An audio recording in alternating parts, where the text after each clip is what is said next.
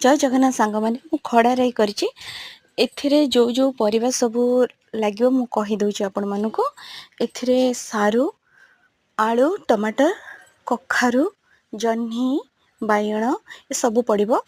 आपण प्रथम ये परिबा को कषिदेवे सोरिष तेल टिके भल लगे से मु सोरिष तेल कथा आपण मानक कहूचे। कषिदे सारिक मु मसला नहीं एथिरे सोरिष जीरा रसुण सुखिला लंका आपण चाहिए भी एथिरे पियाज आड करि पारिबे।